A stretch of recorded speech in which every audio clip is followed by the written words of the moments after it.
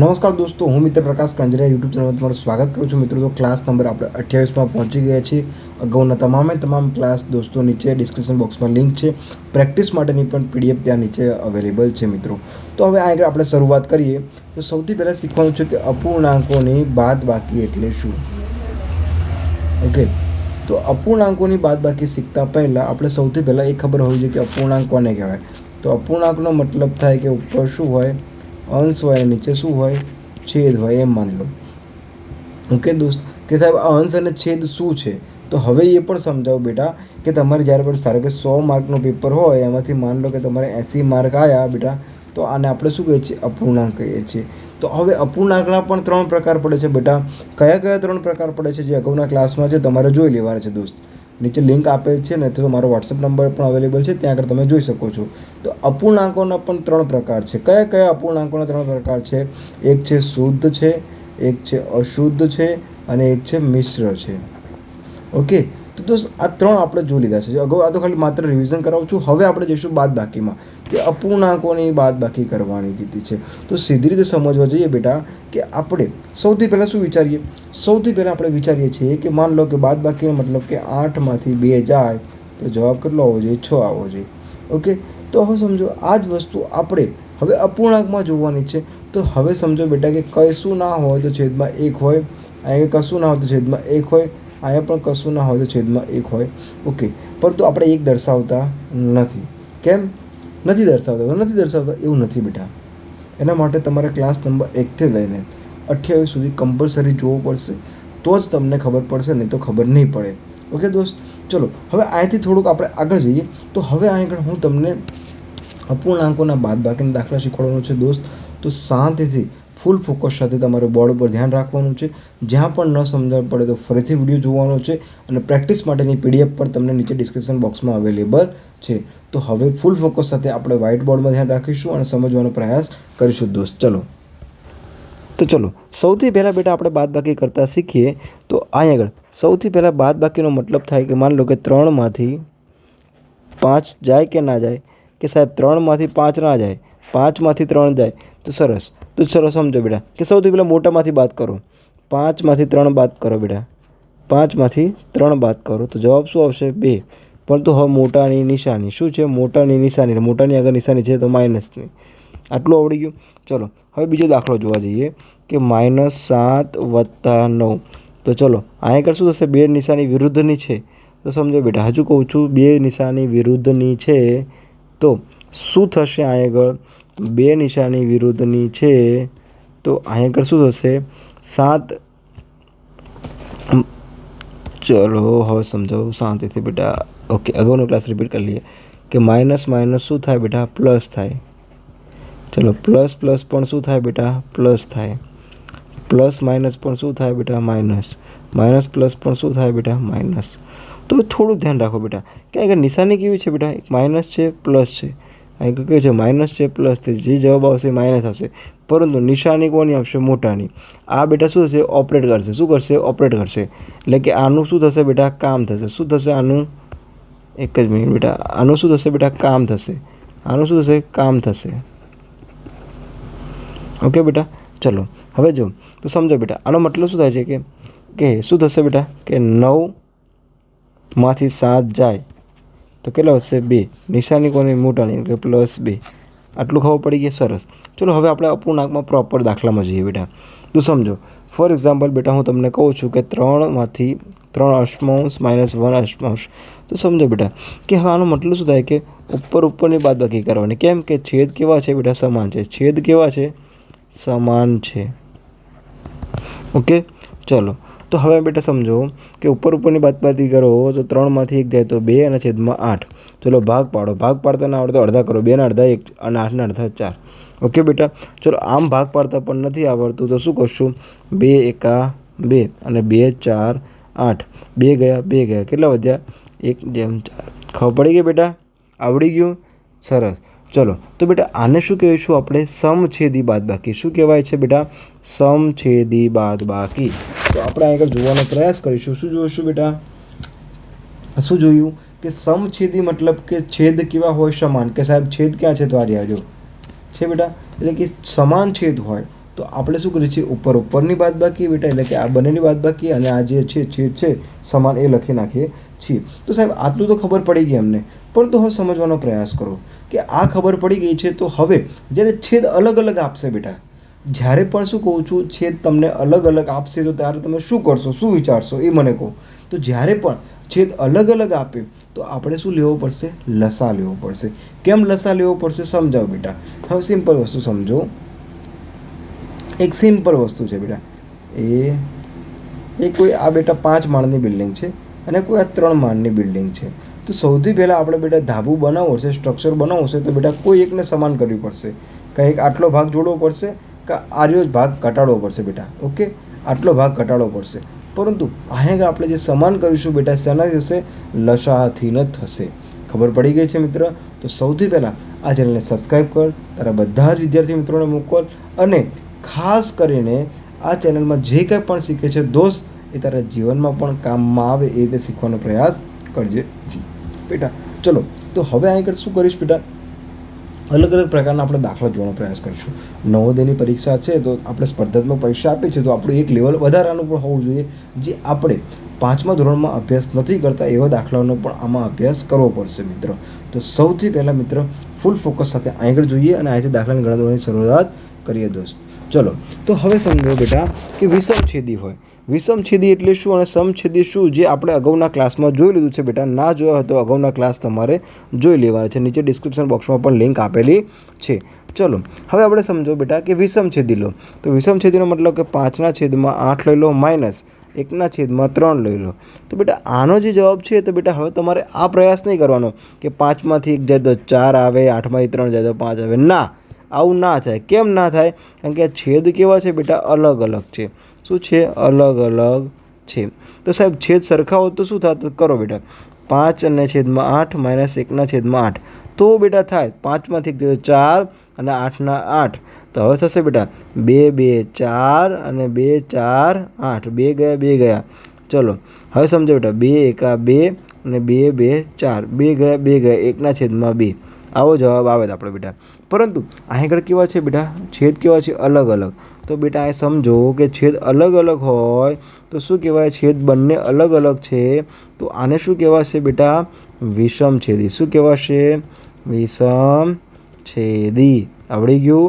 ચલો, હવે અહીંયાથી આપણે થોડાક આગળ જવાનો પ્રયાસ કરીશું બેટા. તો સાહેબ વિષમછેદીના મને દાખલા ગણાવો. તો 5ના છેદમાં 8 માઇનસ 1ના છેદમાં 3 ના વિષમછેદીના કરવાના છે. તો હવે શું કરશું બેટા, આપણે બંનેનો લસા લઈશું. લસા કોનો? 8 અને 3નો. તો લો બેટા, 8 અને 3નો લસા લો.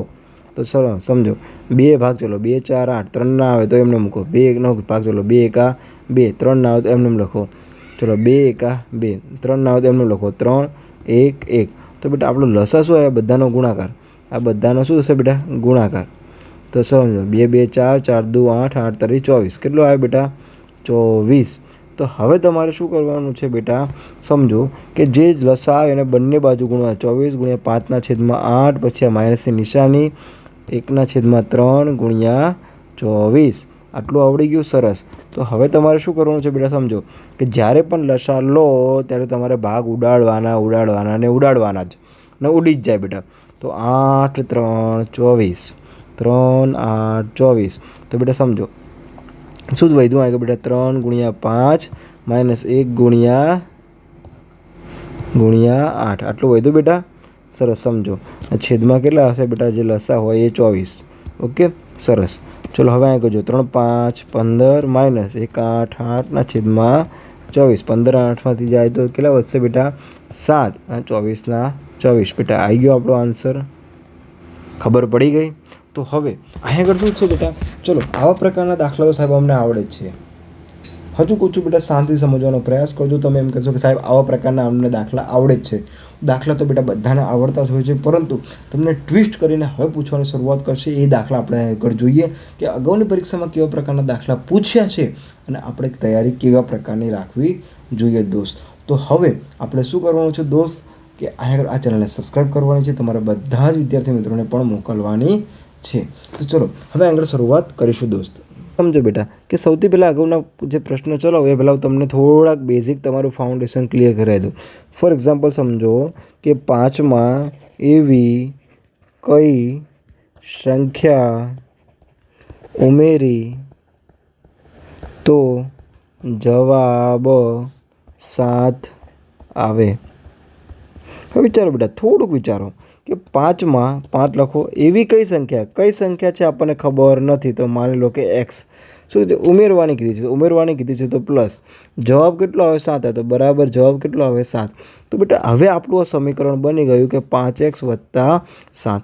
તો હવે બેટા આગળ સમજો કે શું કરવાનું છે આપણે, કે આગળ જે પણ પ્લસ એક્સ છે એને આપણે શું કરીશું બેટા, એમને એમ રાખીશું, ત્યાં રાખવાના છે આપણે. પરંતુ જે સંખ્યા છે એ સંખ્યાને બરાબરની આ બાજુ લઈ જવાની છે. તો જ્યારે +x = 7. હવે બેટા આ કોઈ નિશાની ના, તો પ્લસની નિશાની હોય તો બરાબરની આ બાજુ આવે તો બેટા શું થઈ જાય? -5. ખબર પડી ગઈ? સરસ. ચલો તો હવે શું થશે બેટા, સમજો કે +x = 7માંથી 5 જાય તો કેટલા આવશે? 2. તો જવાબ આવી ગયો બેટા આપણો x = 2. ખબર પડી ગઈ? આવડી ગયું? સ્ક્રીનશોટ પાડ લો. ચલો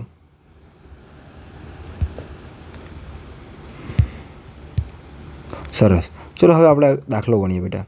શું છે? દાખલો નંબર 2 જોઈએ. શું છે પ્રશ્ન? જુઓ બેટા કે 13/15માં કઈ સંખ્યા ઉમેરવી જોઈએ કે જેથી પરિણામ એક જ હોય? તો સમજો બેટા શું કહે છે, 13/15માં 13/15 કઈ સંખ્યા ઉમેરવાથી, કઈ સંખ્યા એટલે એક્સ ઉમેરવાથી પરિણામ કેટલું મળે બેટા? 1 મળે. પરિણામ કેટલું મળે? 1 મળે. આટલું ખબર પડી ગઈ. હવે બનાવતા આવડી ગયું. ફોર્મ્યુલા શું કહે છે કે 13/15માંથી કઈ સંખ્યા ઉમેરવાથી, તો કઈ સંખ્યા એટલે કે એક્સ ઉમેરવાથી કે ઉમેરવું જોઈએ કે જેથી પરિણામ 1 મળે. જેથી પરિણામ શું મળે? 1 મળે. એટલે કે બરાબર 1 મળે. ખબર પડી ગઈ બેટા? ચલો હવે શું કરશું બેટા? આગળ સમજો કે ચલો હવે શું કરશું બેટા કે જે પણ સંખ્યા છે એ બરાબરની આ બાજુ કાઢવાની. તો સમજો કે x બરાબર આગળ 1 - 13/15. 1/15. તો સમજો શું કહે છે બેટા કે આગળ જે 13/15 છે એ બરાબરની આ બાજુ જાય, એટલે કે આગળ પ્લસ નિશાની હોય જે બરાબરની આ બાજુ જાય. હજુ કહું છું બેટા કે બરાબરની નિશાની કૂદે તો બદલાઈ જાય. ઓકે, આવડી ગયું? સરસ. ચલો હવે શું કરશું બેટા આપણે, એક સિમ્પલ વિસ્તાર વિચારો કે આ દાખલાને હવે થોડુંક ધ્યાનમાં આપણે સમજો કે બેટા સમજો કે આ બિલ્ડિંગ કયા માળની છે? 15 માળની છે. આ બિલ્ડિંગ કયા માળની છે? 1 માળની છે. પરંતુ આપણે શું કરવાનું? સરખી કરવાની છે. તો એનો મતલબ બેટા કે અહીંયા પણ 15 વડે ગુણવા પડે. 15 વડે ભાગશું અને 15 વડે ગુણશું. ખબર પડી ગઈ બેટા? સરસ. ચલો તો હવે શું કરીશું બેટા, અહીંયા ગુણ્યા 15 કરતો કે સાહેબ આવું અમને ખબર પડતી નથી. તો કશો વાંધો નહીં બેટા, 1 તો હોય, કંઈ ના હોય તો હા. તો 1 અને 15નો લસા કરો. 1 અને 15નો લસા કરો તો 1 × 1 15 એમને 1 15 હા 15 એમ છે. પછી 15 × 1. તો બેટા લસા કેટલો આવે બેટા? 15 × 15. ખબર પડી ગઈ? સરસ. ચલો હવે શું કરશું બેટા આપણે, સિમ્પલ વિચારો કે x બરાબર 15 સોરી અહીં કરી દો. ચલો આપણે કેટલા વડે ગુણશું? 15 વડે. 15 × 1/1 - 13 × 15 × 15. ઓકે, ચલો સરસ. ભાગ ઉડાડો બેટા. તો 15 × 15. અહીં 15/15 × 15. તો સમજો બેટા શું વધ્યું બેટા આપણું, કે શું વધ્યું આપણે બેટા કે 15માંથી 13 જાય તો કેટલા વધશે? 15માંથી 13 જાય તો કેટલા વધશે બેટા? 2 અને છેદમાં 15. ઓકે બેટા, હવે સમજો કાંઈ પણ ભૂલ થઈ હોય તો બેટા મને માફ કરજો. એક નાની એવી ભૂલ થઈ ગઈ છે, જસ્ટ 1 સેકન્ડ. જો બેટા આને બીજી રીતે બી ગણી શકાય. ઓકે ચલો આ તો ઓકે છે. હવે આપણે બીજી રીતે જુઓ. ઓકે બેટા ચલો સમજો શું હતું બેટા કે આગળ 1 હતા -13/15 હતા. તો આનો મતલબ શું થાય બેટા કે બંને બાજુ સરખા કરો બિલ્ડિંગ, તો આને 15 વડે ભાગવા પડે અને 15 વડે ગુણવા પડે. બરાબર બેટા, કે આગળ 15 વડે નહીં ગુણવા પડે, કેમ કે આની નીચે ઓલરેડી 15 છે. તો બેટા સમજો, હવે સમજો શું કરશું આપણે કે 15 એકા 15 -15 -13/15. બરાબર બેટા, આવું આવ્યું. ઓકે, તો હવે શું કરશું 15માં જો છેદ સરખા હોય તો શું કરવાનું, ઉપરની બાદ બાકી 15માંથી 13 જાય તો 2 અને 15 2/15. આવડી ગયો આન્સર બેટા.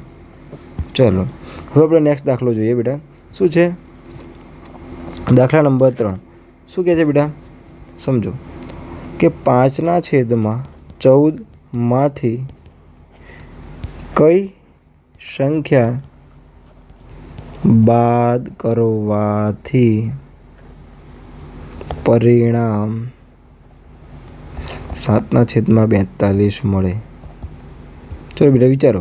શું કહે છે 5/14માંથી 5/14માંથી કઈ સંખ્યા બાદ કરી, એટલે એક્સ બાદ કરવાથી પરિણામ 7/42 મળે. તો સૌથી પહેલાં બેટા શું કરવાનું, આપણે જ્યારે સંખ્યા હોય એને સંખ્યા બાજુ લઈ જાઓ. તો ચલો, તો શું આવશે બેટા કે -x બરાબર 7/42 -5/14. તો બેટા હવે સમજો શું છે, આપણે આગળ જુઓ કે છેદ કેવા છે, અલગ અલગ છે. તો છેદ અલગ અલગ હોય તો આપણે શું કરવા પડશે, છેદ સરખા કરવા પડશે. છેદ શું કરવા પડશે, સરખા કરવા પડશે. તો બેટા સમજો શું છે કે -x કર્યા, ઓકે લખ્યા. હવે શું કરશું બેટા કે જ્યારે આ સંખ્યા બાદ જાય તો -7/42 -5/14. આટલું થઈ ગયું બેટા. ઓકે, તો હવે આપણે શું કરીશું, ધ્યાન રાખો બેટા. હવે સમજવા જેવી બાબત શું છે એ ખાસ કરીને ધ્યાન રાખો કે અહીં આગળ આપણે જુઓ શું કરવાનું છે બેટા. સમજો સિમ્પલ છે. સૌથી પહેલાં આપણી નજર ક્યાં જવી જોઈએ, છેદ ઉપર. છેદ સરખા હોય તો ઉપર પણ બાદબાકી થાય, નીચેનું એમને એમ રહે. પરંતુ આગળ શું છે બેટા, છેદ અલગ અલગ છે. તો છેદ અલગ અલગ છે તો છેદનો લસા લો, 42 અને 14નો લસા લો બેટા.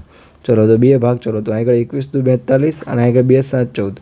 ચલો હવે શું કરશું બેટા, 2 ભાગ નહીં ચાલે, 3 7 21 7 એકા એમને આવી ગઈ છે, 7 એકા 1 7 3 21 21 × 42 બેટા કેટલા આવી ગયા, 42. કેટલા આવી ગયા, 42. ખબર પડી ગઈ. ઓકે, તો આગળ 42 વડે ગુણી દો, આ બાજુ પણ 42 વડે ગુણી દો. હવે વિચાર કરો બેટા કે 14 × 42 42 એકા 42.